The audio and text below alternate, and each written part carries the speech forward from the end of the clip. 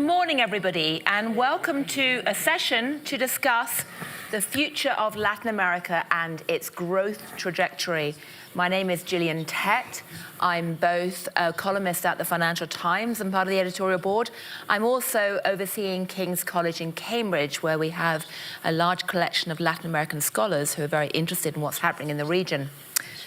Now, I have to be honest and say that when I first started planning for this panel a couple of weeks ago, I thought that Latin America was going to be center stage in a lot of the Davos dialogues, partly because of what the president did in Venezuela. Well, the one thing we've learned as journalists with the president is what happened yesterday. It does not necessarily mean that we know what's going to happen tomorrow. And so this week, it's all about the North Pole instead, which might be a blessing or a curse, depending on how you feel. But the reality is that what the president did in Venezuela has left political risk insurance premiums surging across the area. It's put a lot of focus on where the continent's going in an era of the so-called Donro Doctrine. It's made it clear that there is growing emphasis on whether or not Latin America can grow or not, because one thing we know is the president really only respects strength and growth.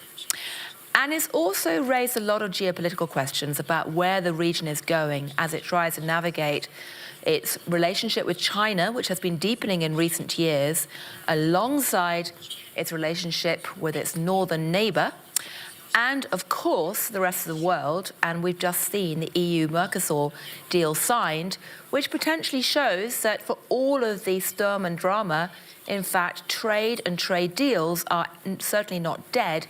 In fact, people are looking for alternative ways to create growth in the modern era. So we have a truly fantastic group of people to discuss that with us from different perspectives. On my immediate left, but your right, is Esther Dweck, who's the Minister of Management and Innovation in Public Services of Brazil, particularly well placed to talk to us about what's happening in Mercosur. We've got Juan, next to, I'm looking at the, next to her is Julio Velarde, who's the governor of the Central Bank of Peru, widely acclaimed for his management of the Peruvian monetary system, even amid what might be called some political headwinds and turmoil. Next to him is James Scriven, who's the Chief Executive Officer of IDB Invest in Washington. And next to him at the end is Juan Mora, who's the Chief Executive Officer of Bancolombia in Colombia. So, combination of perspectives, and later on we'll be joined by the other panelists at the end. But I'm going to start, in fact, with James, because you are an outside observer on the region. I'd like to ask, how do you see the region right now in terms of its growth trajectory? What does it need to do? And then I'm going to turn to the three of you to ask to respond to his advice. Great, thank you very much. So I'm here representing the IDB Group, the Inter-American Development Bank Group, the largest development institution in Latin America and the Caribbean, and probably related to the question that you're asking, IDB Invest is the private sector arm of the IDB Group. I think what today Latin America is facing, I think it's part of the discussion that we're going to have, is not necessarily macroeconomic stability. I think that has been relatively stable over the last decade. But what we are facing today is other constraints to investments. And let me start by the positive side. Latin America is blessed, Latin America and the Caribbean are blessed by natural resources. If you think about value chains, connectivity with the US and Canada, if you're thinking about critical minerals, if you're thinking about renewable energy, the place to be is Latin America and the Caribbean. So I think there are enormous positives that relate to opportunities that we see. But what has been happening over the decades is other things are worrying investments to come in. So today, for us, the biggest challenge is investment and productivity. And I'm going to refer to what we consider are some of the constraints for that to happen. One, low investments and weak productivity relate to the level of investments that each of us, our countries, the private sector, are doing in our economies, way below any of the more developed markets in the world. We've got smaller markets compared to what would be Europe. If you think it as global, you think about Asia. So integrating trade across and within the region is going to be an important aspect for it. The biggest constraint that we're seeing is uncertainty and lack of trust. If you look across the region, one of the biggest constraints that we're seeing is a lot of volatility.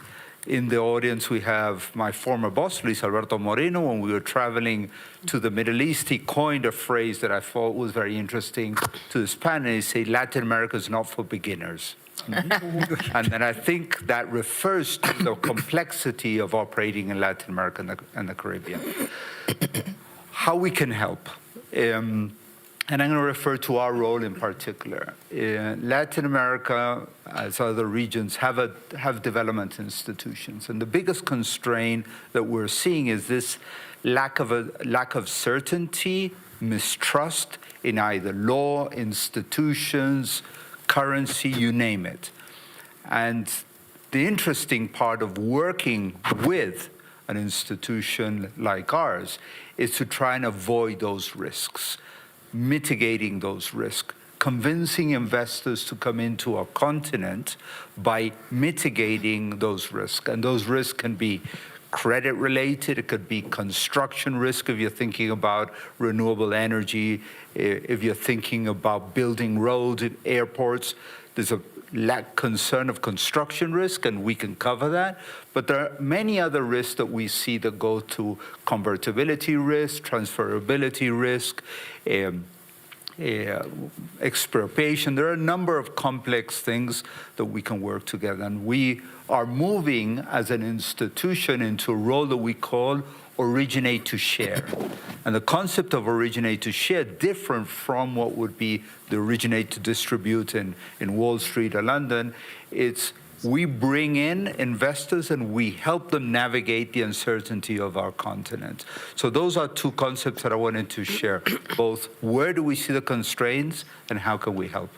Well, thank you very much indeed. That's very useful to frame the picture.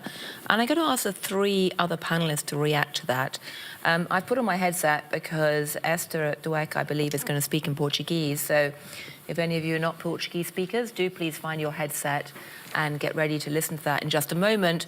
But while you're finding that, I'm going to start, in fact, first with Governor Velarde and ask you, how do you react to what you just heard from James? Because I said earlier, the Central Bank of Peru has done a quite remarkable job, and you've won a lot of acclaim across the continent for maintaining an impressive level of monetary stability, even amid extraordinary political and economic turmoil. So I think many people are asking, how have you managed to do that? But as somebody who's not actually in the government per se, how do you try to frame this challenge of creating some certainty in these uncertain times? And what to you is a key thing needed to create more investment and productivity, as the thought we just heard from James? Well, thank you for the question. I'm not so sure about, I agree completely with what you have said. It depends on the countries. Actually, Latin America this century has grown a little more than 2%. But we had a 3 bigger economies have grown very little. The other countries had not done so bad. Not so good, but not so bad. Mexico grew 1.7%. Brazil a little more than 2%. Argentina a little more than 2%. Peru more than 4%. Colombia, Chile close to 4%, actually. So it has not been so different. I'm not sure about uncertainty. An American producer, he doesn't know what tariff he is going to face for inputs. And somebody that is selling imported consumer goods doesn't know what is going to be the tariff at the end. This has changed more the taxes than other countries. In our case, we have maintained the same rules for taxes to enterprises in 1992. A small change in 2016, but basically the same. Our economy is pretty open. Our tariff is at 0.8. The problem, we trusted in rule of law and the treaties we have signed. We have a treaty with the states. You were talking about Mercosur. We have a free trade agreement with the states that was approved by Congress and supposedly should have been changed only by American Congress. But we have seen we have new tariffs. So I don't see if our uncertainty is much higher than other countries. We have had 9 presidents. The exchange rate almost has not moved. It moved 1% one day, then it corrects the next day. The yield of the bonds has been pretty stable. So in spite of the political volatility, actually our growth has not been so bad. So I'm not so sure if that is shared by everybody. Reforms, there are a lot. Of course, one institution, it was mentioned here, macro stability has been here. We have independent central banks.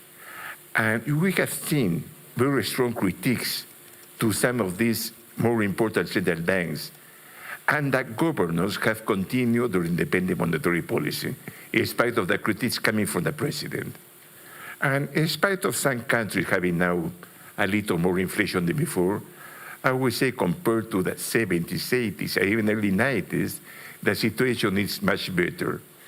And one of the factors that probably has been behind the low growth of Latin America compared to Asia has been macro instability, 70s, 80s, with these big fiscal deficits, inflation, etc. So the situation is not good, but it's not so bad. Well, we have to build our institutions. Right. The presence of the state around the country, better civil service, better education. Some of the countries that had the best education, some of the world actually, now they were in these exams, they have very low grades. And I believe if you have a good educated population, you will be prosperous at the end. Right. But you have to invest in that, no? I have talked too much, maybe. Right. Well, thank you. And you make a very good point about relative policy stability, because people used to look at Latin America as in place of policy uncertainty. And these days, by comparison with others, you're looking like a bastion of predictability in many ways. But I'd like to bring in Minister Dweck at this point, who will be speaking in Portuguese. So do please find your headsets if you don't have Portuguese as one of your many languages. Tell us about Brazil, because you are one of the countries that's been fascinating in relation to your northern neighbour, in that you essentially faced down President Trump in relation to tariffs and the bullying around the tech sector. I wouldn't say you won necessarily, but you certainly did much better than many other countries in terms of not appeasing too much. And of course, you're at the centre of the EU-Mercosur deal. How do you interpret Brazil's challenge around growth at the moment? Well, first of all, I speak in Portuguese being broadcasted, and so I prefer to say in Portuguese.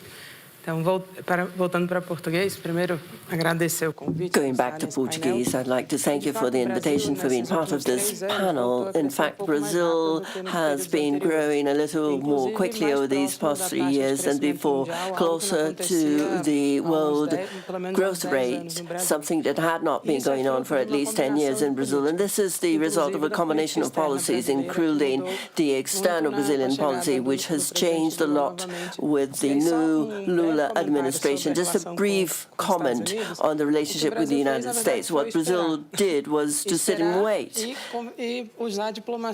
and use Brazilian diplomacy, which has always been very prominent. And we talked and we reversed the situation at least to minimum standards, still not ideal, but by means of diplomacy and with a certain degree of calm during the absurd moment of tariffs of 50%. At one point, Brazil was the country with the highest tariffs in the world. We managed to wait and with diplomacy resumed talking to the United States, even at the presidential level, with very good conversations. Regarding the Mercosur agreement, which started more than 20 years ago, at a moment when Brazil already foresaw a polarization between Asia and the United States, we thought thought that the ideal partner at that time was the EU, and that made concrete when that became something very clear to the world. I mean, the polarization became even clearer, and the agreement with the EU became even more relevant between two blocs that get together at a time when both are under a certain degree of maybe threat, but at least a challenge. What President Lula did when he took office again in Brazil, and I worked in the previous administration, and I'm back now in this third term. It was a combination of the previous terms in a much shorter period of time. In the first two the two first Lula administrations, Brazil started to incorporate new growth dynamics, and they were all organized at the same time. So macroeconomically, we performed some reorganization, which was very important fiscally. In the transition period, the government started to rediscuss the fiscal rules in Brazil, which reduced growth, and it was impossible to be complied with. So we reorganized the budget and brought in distributive policies and public investments, which had hit record lows. So we reorganized the budget, and we reorganized the stipend transfer program, and we discussed the fiscal rules. And if we look macroeconomically, we decreased the fiscal deficit very strongly, even with the resumption of income transfer or stipend transfer. And the fiscal deficit was reduced in more than 70% if we adjust this to the real terms at the beginning of the administration. So we reorganized the budget and we brought back investment policies, and I agree that one of the challenges in the region is to increase investments, and what we have seen in Brazil is that private investment is brought forward by public investments. So we have infrastructure investments with concessions. So macroeconomically, we have decreased the fiscal deficit, we decreased inflation, and we've managed to have a much more tranquil fiscal landscape, still with challenges. And in terms of growth strategies, there was this combination of the Lula administration's number 1, 2, and Dilma together. We have worked in 5 growth fronts. One, decreasing inequality and redistributing income as a growth engine. And it was not just in spending. Brazil performed a historical feat, which was a fiscal reform in a democratic government, both in indirect taxes.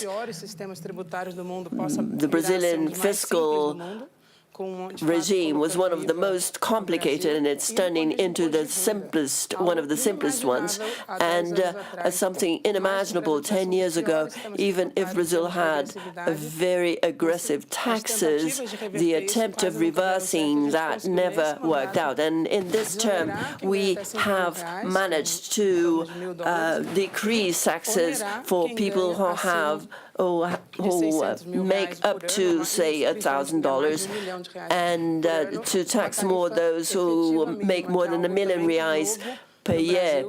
And this is something new in Brazil, and that was the president's idea, to include the poor people in the budget and the rich people in income tax. So from the expenditure point of view, we have public policies for health and education, generating indirect income for families, the reorganization of the income transfer program, and for industrial and trade policies, we resumed more active industrial and commercial policies. So this combination of factors allows for a new base for growth. And I will stop here because of time, but I think that this is, in fact, is the challenge we have worked with in Brazil. Right. Well, thank you. That's very helpful indeed and very striking.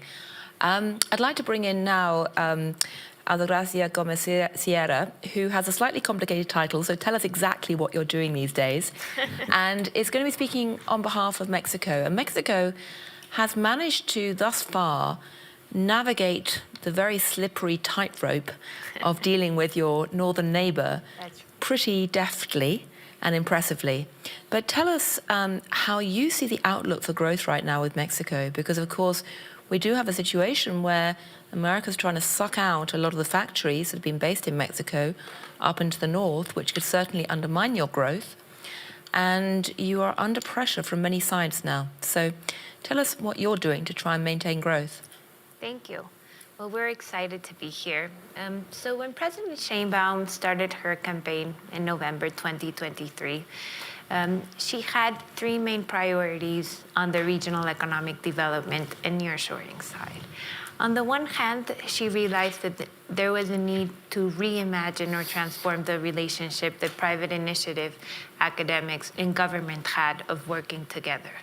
And so she created this business advisory council that I chair, that is part of the economic cabinet and that works very closely together to set industrial policy that can not only spike growth, but also shared prosperity. The second thing, or her second conviction, was that Mexico needed not only a government plan for investment and for growth, but a country plan that had a long-term vision of where we wanted to be and how do we get there. Not only with the infrastructure enablers, airports, ports, freight trains, cross-border transit and whatnot, that give us more competitiveness, but also an infrastructure that gives you welfare, right? Hospitals, schools, et cetera, et cetera.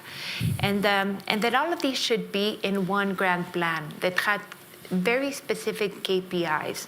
And that was Plan Mexico. She presented Plan Mexico exactly 1 year ago.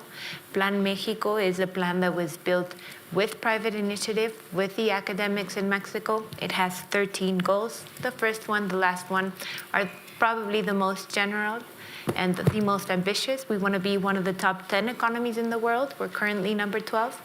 And we want to be a country with less poverty and less inequality. The past 6 years, government policies, particularly the raise in minimum wage, have gotten 13 million people out of poverty in Mexico. And the rest of the goals, number 2 to 12, is how we intend to get there. And some of my fellow panelists have already touched on this. But the goal number 2 is we want that 25% of our GDP is investment, at least by 2026. 25%? 25%. And want to pull it up to 28% by 2030, because that's the only way to break the growth barrier, right? But we also want that we are, as you know, one of the top 6 countries with most engineer graduates and STEM graduates in the world. We have more than double than Brazil yearly. We have more per capita than the United States. And we want these graduates to be able to have social mobility and labor mobility. And so we want to link them to specialized manufacturing. We have some challenges on simplification and digitalization of permits. And so there's a specific goal on that. We want investments to be able to land in Mexico, not in 2.7 years like it's right now, but in 1 year by the end of the administration. And this is, we have a new ministry for simplification, which its main job is to cut down federal, municipal, and local permits and to homologue them. And when you look at the rest of the goals, they have to do with dual education programs. They have to do with resilience of supply chains, but they also have to do, and to answer specifically your question, to how we navigate a new world in which both the paradigm of what we consider to be market economy, but also what we consider to be globalization, have fundamentally changed. And where we think Mexico can lead this new wave of both market economies and different way to understand globalization. Mexico is currently #1 producer of heavy-duty trucks, #4 of auto parts, #6 of light vehicles, #4 of medical devices, the only country in Latin America that produces semiconductors, particularly ATP. We're top 10 countries and 17 of critical minerals, or the most strategic minerals in the world. We have enormous potential for energy, and specifically in renewable energies and transition energies. And so with the most sophisticated economy in Latin America, the second most sophisticated in the continent, we believe we have a chance not only to specialize, but also to consolidate. Aerospace industry, also top 9 in the world. And so to do this, there is industrial policy that has 5 principles. The first one's, how do we include people we've never included before? Women, young people, small and medium businesses, and south and southeastern part of the country. 2, how do we become more innovative? Because being top 10 in many specialized manufacturing, we still have long way to go in added value. And so how do we incentivize research and development and technology transfer? 3, sustainability. And being herself a doctor in energy and sustainability, we are very committed not only to an energy transition, but also to water efficiency programs and to communities. How do we impact positively communities through business? 4, digitalization, which is one of her main programs, not only to simplify, not only to homologue, but also to give access to better economic, social, and cultural rights to Mexicans, housing, transportation, and whatnot. And the last one is regional vocations. We recognize that free trade should remain as one of the pillars in the world, but also in Mexico. But we also recognize that for free trade to exist, there needs to be fair trade. And we do celebrate that that policies, even right-wing countries, are looking at trade from a way that says it needs to get better conditions, labor conditions for the working class people. The standard minimum wage of living needs to provide enough quality of life and social mobility. And there needs to be a fight together to eradicate subvaluation, subsidized production, and technical contraband. Right. And so that is kind of the policy that we've been following, and we think there are enormous perspectives, and we can land this correctly. Right. Well, it's very interesting because I hear common themes here from all of you about trying to, 1, double down on the fact you have relative policy stability compared to your northern neighbor. Secondly, that industrial policy is back in fashion. And, in some ways it never went away, but now, as the IMF says, the policy that had no name now has a name, and people are actually embracing it. Perhaps you're more experienced in some ways in that than others. Thirdly, that as part of that, you are very self-consciously, all of you, trying to adapt to the new reality of the fact that the free market globalization paradigm is no longer dominant. And fourth, that you're looking at things like digitization and inclusion as a very strong theme. So I'd like to bring in now Mora and ask you, from the perspective of the private sector, and you are the only private sector representative on the panel, does this sound convincing to you in terms of what is actually going to unleash growth? And since, of course, you are uncomfortably close to the recent dramatic events in Venezuela, and because we've seen the risk premium in the markets go up for Latin America on the back of what's happened in Venezuela, how does that impact your outlook for Colombia and the area right now? Thank you, Jill. Good morning, everybody. It's for me a pleasure to be in this panel. And let me elaborate a little bit on what was being said in this panel, and you commented. You started in your introduction asking if Latin America can grow or not. And I think that's not the right question. The right question is how Latin America can grow more. And James mentioned, and other panelists mentioned, all the assets that Latin America has to grow. And it's natural resources, minerals, industrial policies, Mexico leading Brazil, the big examples in the region that other countries need to follow. And if you analyze this decade, 2020 to now, we started with the pandemic, then the inflation cycle, then there is a lot of volatility on commodities, but the region did fairly well. It's not enough, definitely it's not enough, and that's why, what is the question? How we can grow more than 2%, more than 3%, we need to be growing at least at 5 or 6%. So the question is, why are not growing more than that 3%?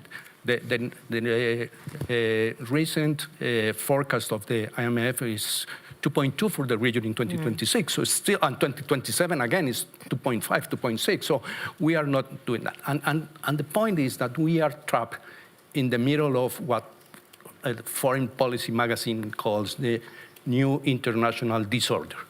We are in the middle of what is going on around the world in geopolitics. It's a region with its own challenges, but we are in the middle. So at the end, what we have to do is how do we have as a region, as the assets that we have, how we can play a role on that international disorder in order to be benefit from that, how the region is going to align or not in the different players. It's the US, it's China, it's both. Probably that's the best way the region to go, how to play, to be not completely aligned, but to benefit from both players in the world. And the private sector, and you said I'm representing here the private sector. The private sector is key, but what we have inside the region is also a political volatility that is creating a lot of barriers for growth. That instability, and James mentioned the lack of trust, the uncertainty about the rules, taxes, if the rules are going to be set for mid and long term, and governments play a key role. And let me say that integration among Latin America is key. There have been several attempts. The Pacific Alliance is one of them, between Chile, Peru, Mexico, and Colombia. If you see it now, it's a failure. But it's the kind of things that we need to do inside region, and private sector could play a role there. I have several fellow private sector leaders understanding that kind of alliances among different countries is key, but we need to have a common ground to do business among the region, and that's not happening because of political instability. But in general, we have a very eager private sector that wants to work with governments to invest. Infrastructure, it's a big opportunity that we need, that definitely, and we heard some examples of how infrastructure could help develop a lot of opportunities in the region.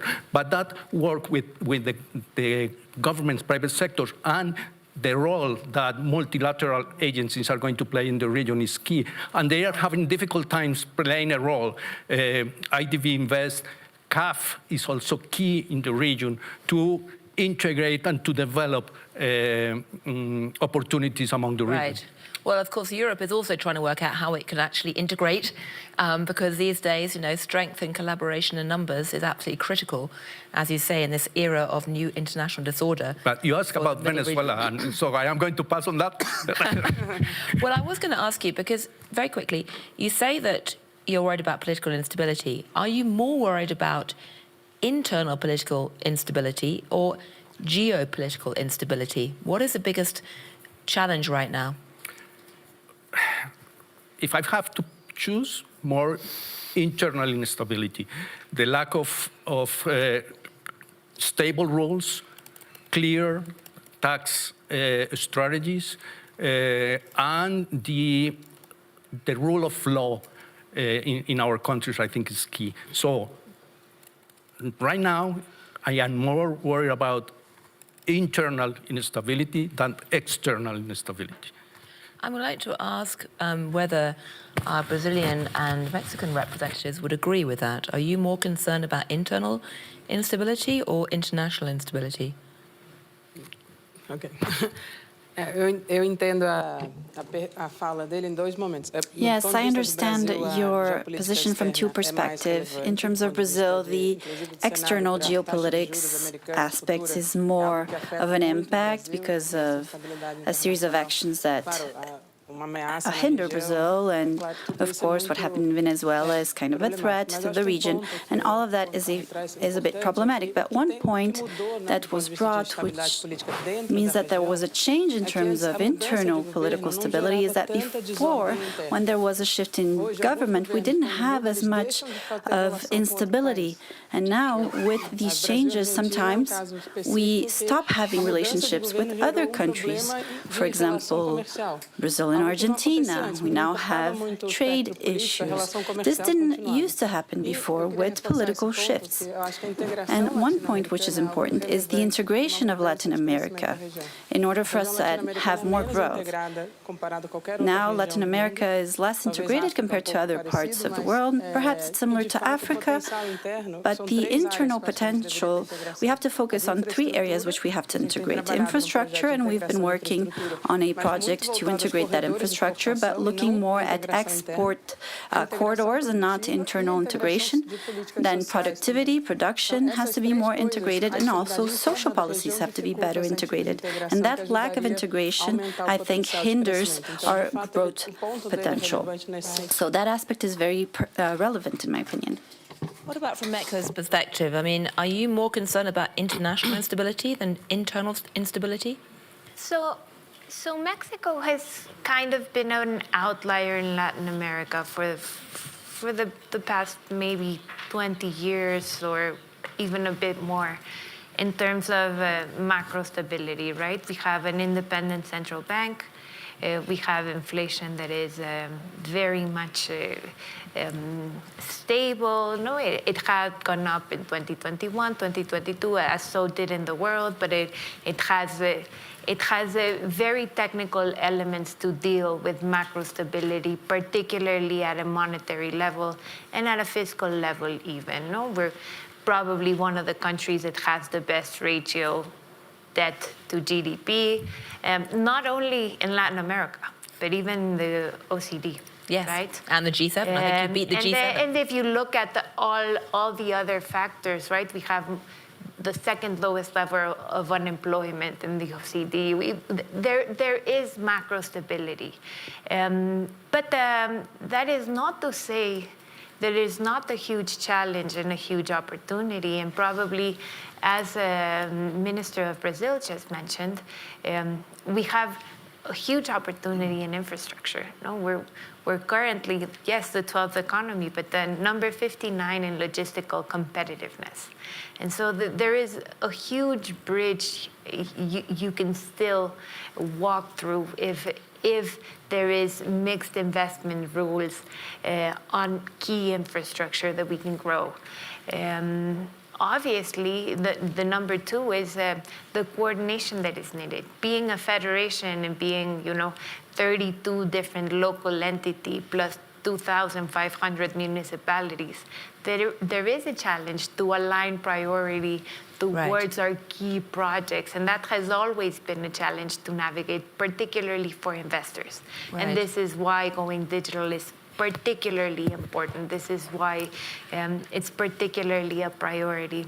And number three, and it was also mentioned by Brazil, it was productivity. Mexico has made it a point to change labor laws so that, again, we can increase over 100% our minimum wage in the last 5 years. And this has brought the strengthening of the inner market. It has increased consumption. It has done many good things. Right. But it is also key to increase productivity. And Right. so added value within the region and what we can do to innovate and to incorporate technology changes will be particularly important going forward. Well, thank you very much indeed.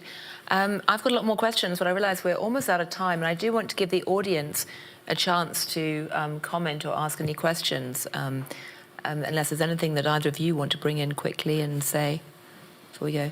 We have a question over here. If you could possibly stand up so the cameras can catch you, that'd be very helpful. Thank you very please, much. Please keep it very short and very briefly introduce yourself.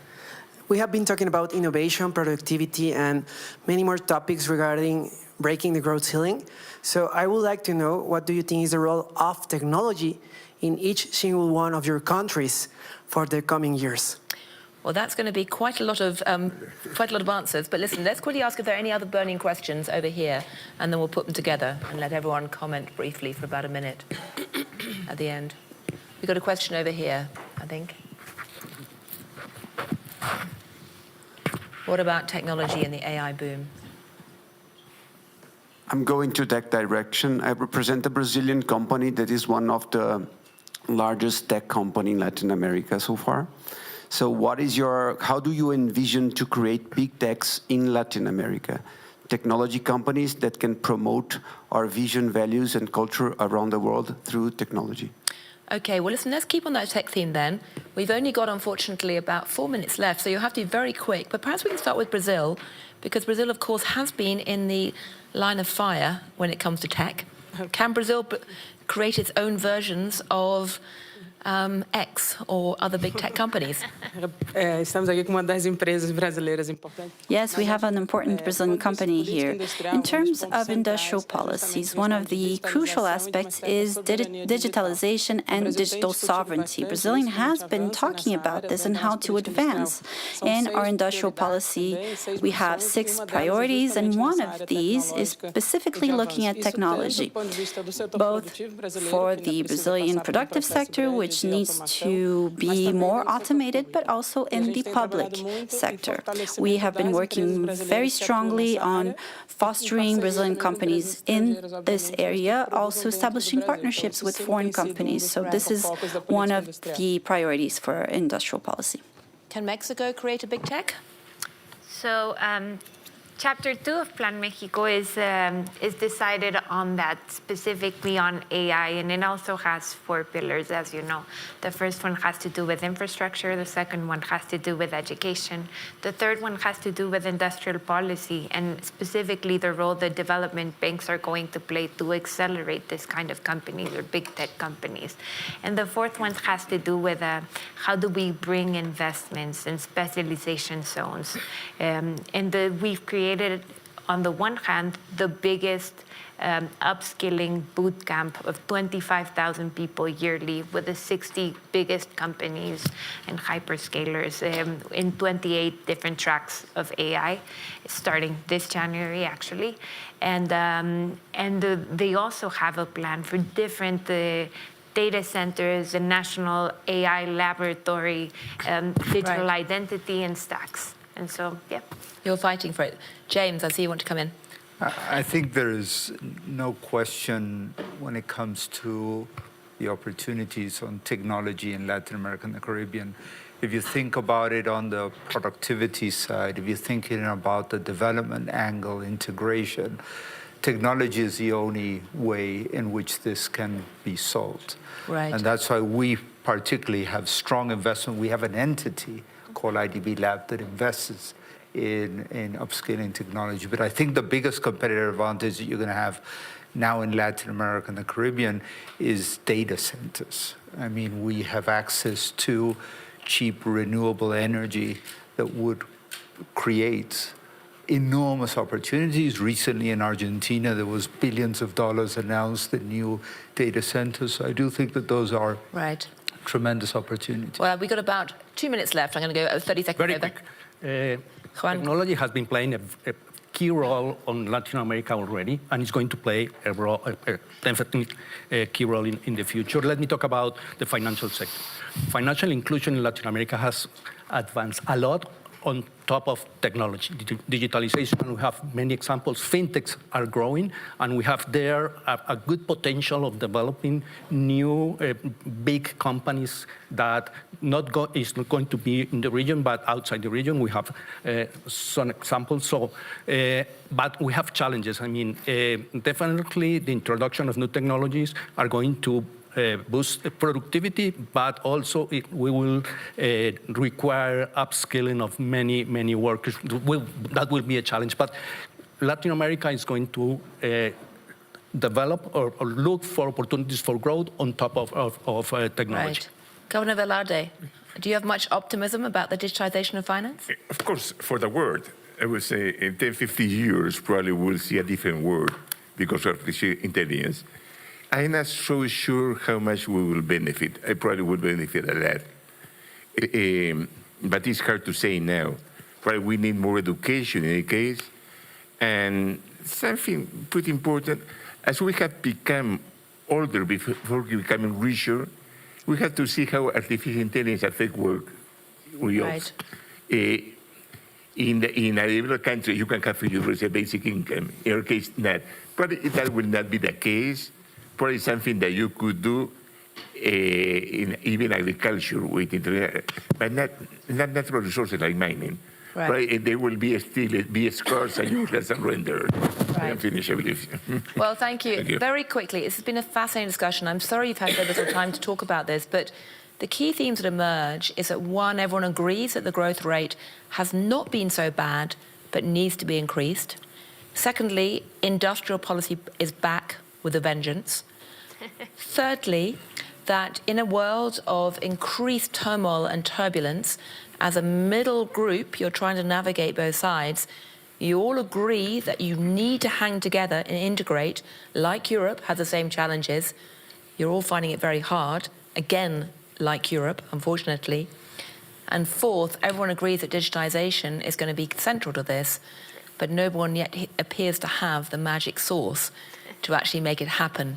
So I'll just finish by saying thank you all very much indeed. Your message is very important right now, and very best of luck in navigating these difficult, turbulent times, which may become even more turbulent after today. So thank you. Thank you.